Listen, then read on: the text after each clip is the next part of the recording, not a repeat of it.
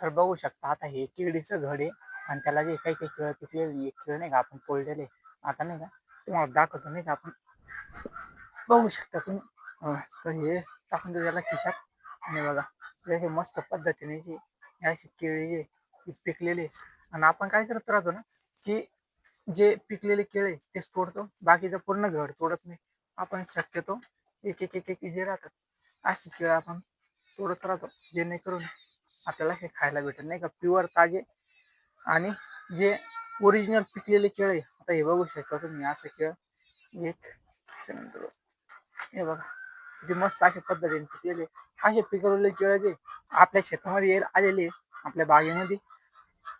बाकी मार्केटमध्ये जे भेटतात ते तर लिक्विडचे राहतात म्हणजे पाण्यामध्ये बुडवलेले लिक्विडमध्ये किंवा जे पावडर राहते पावडरमध्ये काढलेले असे राहतात. पण आपल्या झाडाला बघू शकतो मी असे किती मस्त पद्धतीने आलेले.